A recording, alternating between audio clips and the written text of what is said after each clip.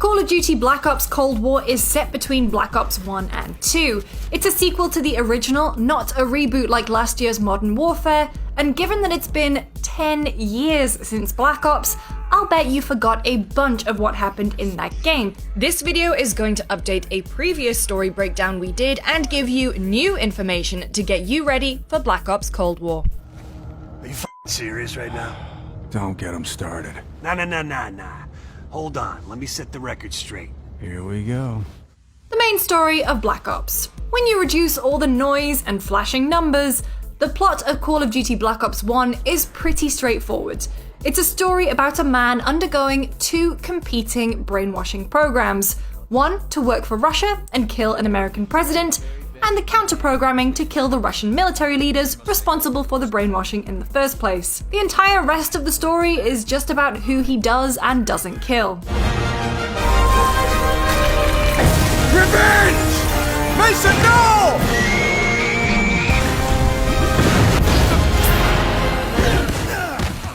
The players. Alex Mason, a CIA officer, is captured in Cuba after a failed attempt on the life of Fidel Castro during the Bay of Pigs. The Bay of Pigs was a real-life botched operation to train Cuban exiles and land them back in Cuba to overthrow Castro. Black Ops builds off of the military disaster that ensued, and in its story, Castro sets up a trap to capture high-level Americans who could get close to key American leaders. Mason is taken and sent to a Russian labor camp called Vorkuta in order to be made into a sleeper agent through an experimental brainwashing program run by Russian Major General Nikita Dragovich. Dragovich's plan is to send sleeper agents back to the United States and trigger them at the right time to do very bad things like kill the president. The pre-programmed trigger is to be broadcast off of a ship called Rusalka through a series of mysterious numbers. Mason. We want the numbers, Mason. That's all we've ever wanted. Mason ends up being very resistant to the brainwashing program and at one point is given up as a failure. That's when Viktor Reznov, who fought for Russia during World War II and was betrayed by Dragovich, makes his move.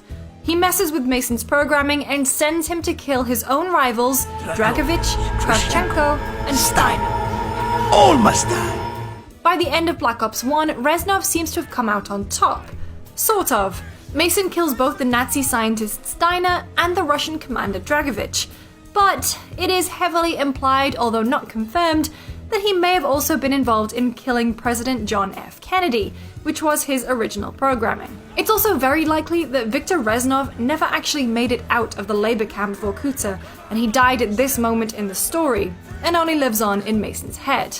I guess that's one way of not having to pay for Gary Oldman to come back. Here! On the ledge! Shoot him! What you need to know for Black Ops Cold War. Black Ops Cold War mostly takes place around 1981, but has multiple flashbacks.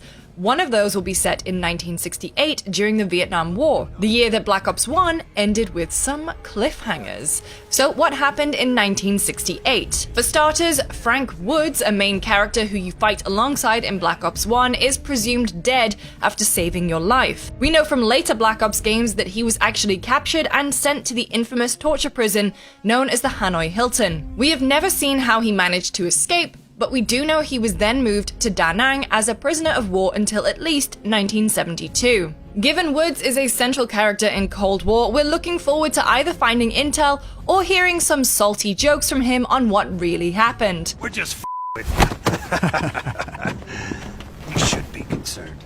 Alex Mason, who is also in Cold War, is still affected by the numbers program and continues to rely on Woods to be his, quote, anchor to reality. The end of Black Ops 1 plainly states the numbers program had much more to it than just a Nova 6 chemical weapons plot, and there are more sleeper agents. Perseus knows about Vorkuta and is definitely interested in these agents. Expect to find some more information and references to Mason's brainwashing and the numbers program. Crossbow bolts.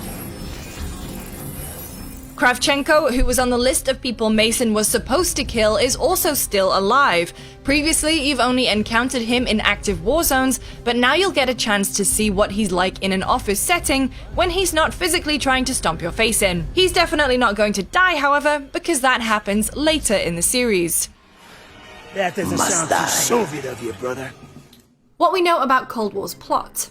The main part of Cold War takes place in 1981, which is 13 years after Black Ops 1 and the failure of the Numbers program, but the Soviet Union hasn't given up plotting to bring down America and have infiltrated America's nuclear programs. However, Cold War does not take place in America and is almost entirely focused on Cold War Europe, as an alliance of international spy agencies work to thwart a new plot from Russia. Although Mason, Woods, and Jason Hudson are in Cold War, a cast of new characters are also hunting Perseus, including a CIA officer named Russell Adler. Lead writer Murray Kraft said that players are supposed to question his intentions, and we know the game has multiple endings, so keep an eye on that guy. Expect to encounter him in the 1980s and in a number of flashbacks to learn what he was up to. The other new characters are Eleazar or Lazar from the Israel Defense Forces, Helen Park from MI6, and Lawrence Sims, a CIA officer who was also in the Vietnam War. You'll get to know these characters not only through missions but through talking to them at the Safe House. The Safe House also seems to contain a lot of intel on Black Ops 1, with files on deceased villain Dragovich, references to the Numbers program, snippets about the Kennedy assassination that Mason may or may not have done, and other puzzles. A lot of this comes from collecting intel during missions. This may mean stopping in the middle of a firefight to take pictures or pick up files. Make sure to fully explore the Safe House and solve its puzzles. Some of the things you do in the Safe House, as well as optional objectives in missions and the 2 optional side missions on the evidence board, will impact the ending. Some of those items have really big impacts. We're not going to tell you which ones or how they change things, so don't worry. Missing in our playthrough was Joseph Bowman's kid, William Bowman, who was the hacker that took players through an alternate reality game called Porn Takes Porn, leading up to the launch of Cold War. He doesn't seem to be in the actual game, or at least not yet. So what loose ends from Black Ops 1 would you like to see come up in Cold War?